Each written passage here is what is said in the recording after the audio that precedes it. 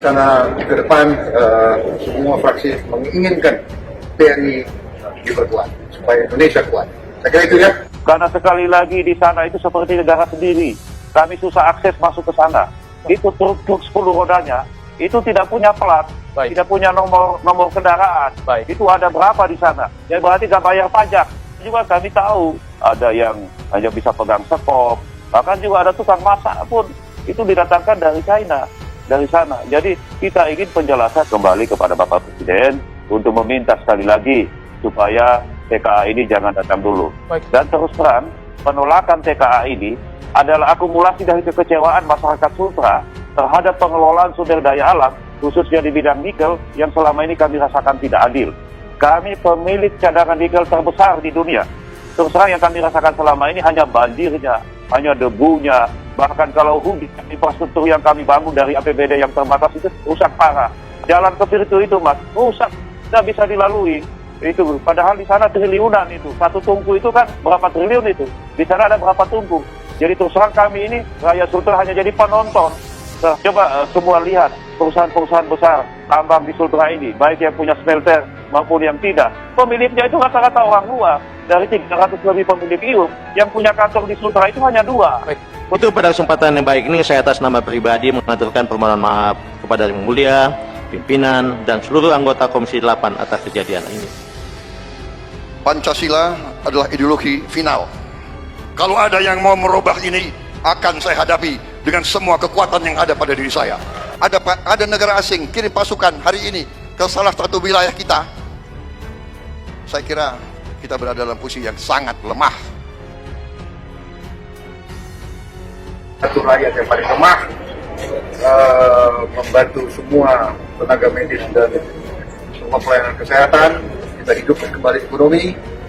Jadi tapi dalam rencana ke depan, semua fraksi menginginkan TNI diperkuat supaya Indonesia kuat. Saya kira itu ya. Terima kasih ya. Pak Muhammad, sebelumnya Gubernur Sulawesi Tenggara sudah memberikan izin untuk 500 TKA asal Tiongkok bekerja di 2 perusahaan nikel di Konawe. Karena sebelumnya kami sudah bersepakat menolak kedatangan TKA asing asal China itu sampai dilaksanakannya beberapa hal. Data TKA saja yang bekerja di sana, itu datanya simpang siur. Data di Disnaker Provinsi Sulawesi Tenggara, pada saat saya pimpin rapat dengan pendapatnya, saya tanya kepala dinasnya, yang tercatat itu hanya 25 orang. Sementara arus lalu lintas masuk keluar di Bandara Halu Oleo, tenaga kerja asing itu ribuan yang masuk. Jadi sesungguhnya datanya saja itu kami tidak peroleh data yang benar, yang tepat tentang berapa sebenarnya TKA yang bekerja di Borosi itu. Data Bupati Konawe juga beda, data Gubernur juga beda, data pemerintah pusat juga beda. Baik. Jadi apa langkah dari DPRD Sulawesi Tenggara ke depan? Kita tahu jelang 5 hari hingga tanggal 23 Juni informasinya akan ada kedatangan 146, ini gelombang pertama, Pak Muhammad.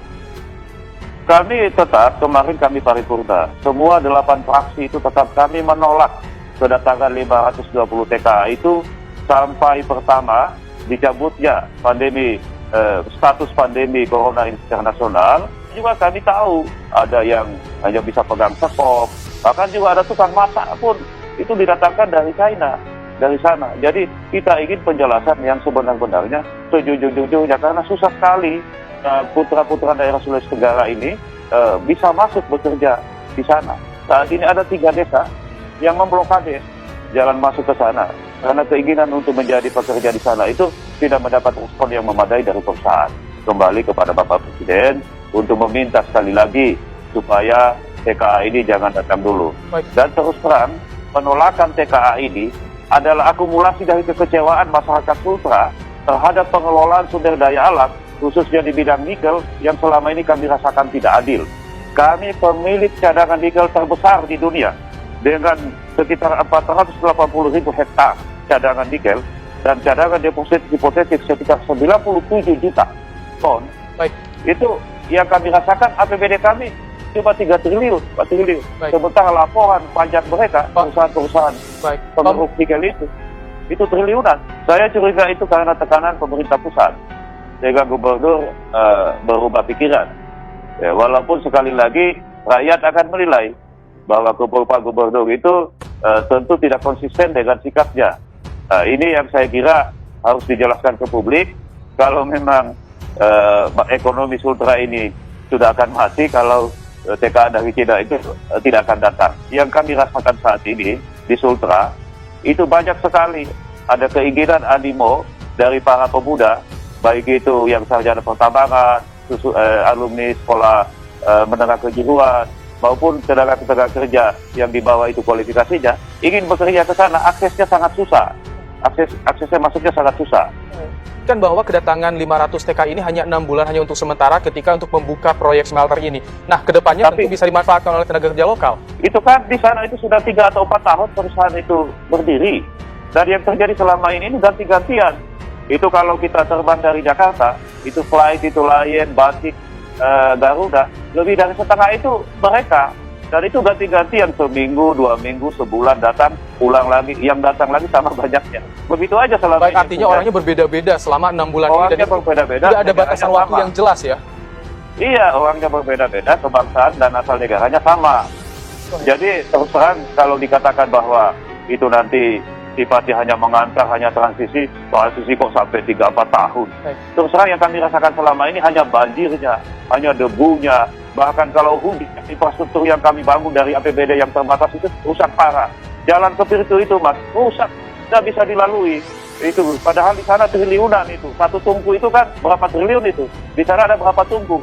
Jadi terus terang kami ini, rakyat Sultra hanya jadi penonton terhadap kekayaan sumber daya alam kami yang dikeruk oleh orang-orang Jakarta, orang-orang dari luar Sulawesi Tenggara, bahkan dari luar Indonesia yang berpesta pora terhadap kekayaan alam kami. Artinya banyak sekali yang disoroti, tidak hanya soal tenaga kerja asing, tapi juga bagaimana dampak lingkungan yang jauh dari tanggung jawab yang dilakukan oleh perusahaan seperti itu ya.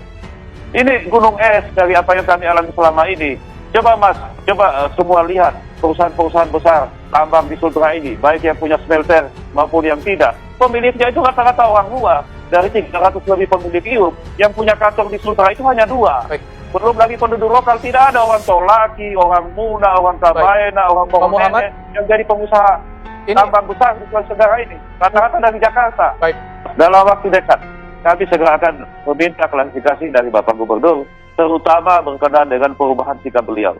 Karena sekali lagi di sana itu seperti negara sendiri. Kami susah akses masuk ke sana. Itu truk-truk 10 rodanya, itu tidak punya plat, tidak punya nomor kendaraan. Itu ada berapa di sana? Ya berarti nggak bayar pajak. Kita ini, ya saya mengatakan ini karena saya sudah 2 kali jadi ketua DPRD. Di mana rasa tanggung jawab saya? Di mana ikhtiar jihad saya untuk rakyat Sulawesi Tenggara? Saya nggak mau kita menjadi debu. Saya nggak mau rakyat kita terpinggirkan hanya karena investasi. Saya nggak mau ini terjadi lagi di negeri saya. Cukup sudah. Jangan ada pembiaran. Saya minta Bapak laporkan sama Presiden.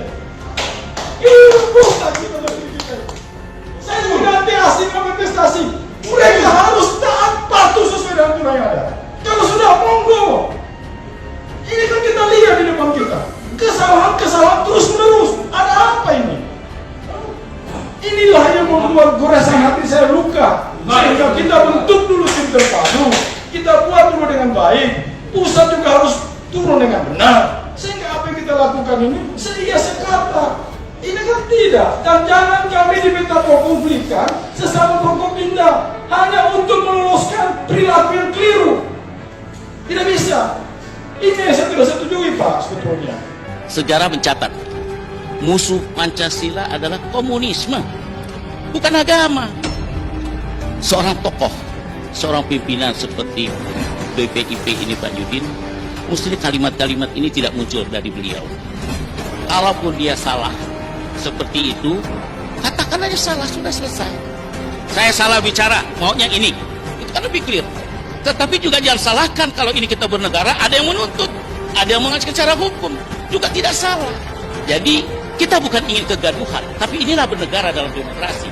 Pasti ada yang suka, ada yang tidak suka. Rakyat biasa.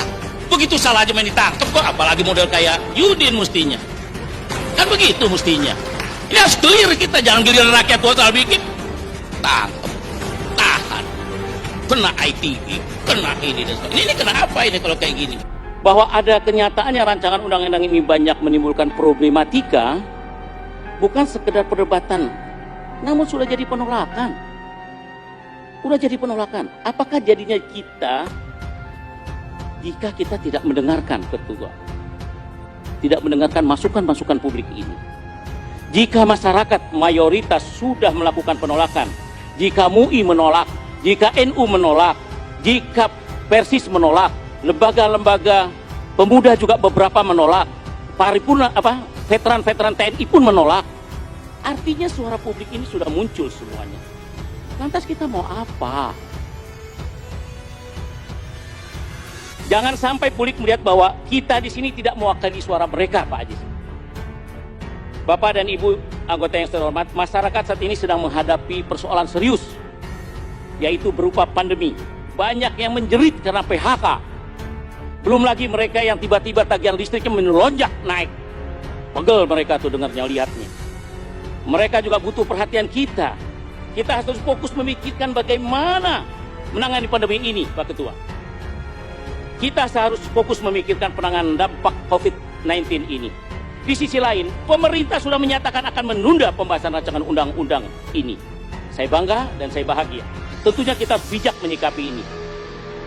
Lembaga legislatif harus sensitif terhadap aspirasi publik. Alangkah lebih baik jika kemudian kita batalkan saja rancangan undang-undang ini. Ya, kita sampaikan pada publik bahwa rancangan undang ini akan di-drop. Tentu ini akan buat masyarakat adem, tenang, nyaman, dan aman. Ya, ini akan mengurangi gejolak dan tentu akan berdampak baik pada imunitas masyarakat kita dalam menghadapi COVID-19 ini. Jadi tenang. Nah, mungkin inilah yang saya sampaikan Pak Ketua dan Ibu Ketua. Itu pada kesempatan yang baik ini saya atas nama pribadi mengaturkan permohonan maaf kepada Yang Mulia, pimpinan, dan seluruh anggota Komisi 8 atas kejadian ini.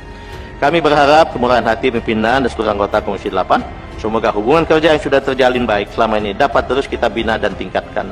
Sekali lagi saya mohon dimukakan pintu maaf yang besar-besarnya. Kesalahan yang terjadi bukan dari Kementerian Agama, tapi dari saya, Menteri Agama Republik Indonesia. Pancasila adalah ideologi final. Pancasila adalah hasil suatu kompromi besar, suatu kecemerlangan dari generasi pendiri bangsa kita. Pancasila berhasil mempersatukan ratusan kelompok etnis, ratusan suku, agama-agama besar, budaya-budaya berlainan dengan bahasa yang berlainan. Kompromi ini yang menghasilkan Republik Indonesia. Karena itu kami bertekad untuk mempertahankan Pancasila sampai titik darah yang terakhir. Saya dari sejak 18 tahun telah tanda tangan sumpah untuk membela negara kesatuan Republik Indonesia berdasarkan Pancasila dan Undang-Undang Dasar 1145. Kalau ada yang mau merubah ini, akan saya hadapi dengan semua kekuatan yang ada pada diri saya. Saya melihat beberapa wawancara Gus Dur di salah satu TV nasional yang mengatakan bahwa orang yang paling ikhlas itu adalah Prabowo. Yang ia tanyakan adalah sejauh mana sih kedekatan Bapak sama Gus Dur? Ya, saya sebetulnya kenal baik Gus Dur dari sejak saya mayor, ya. Kemudian sebetulnya ibunya Gus Dur sama eyang saya juga tetangga, sangat dekat, usianya hampir sama di Taman Matraman 10, ya. Saya kira kalau udah suatu usia tetangga, biasalah ya budaya kita kan. Saya kira suka ngerumpi bersama gitu. Saya terharu waktu nenek saya meninggal juga ibunya Gus Dur yang mandiin, yang memandiin nenek saya. Demikian hubungannya dekat.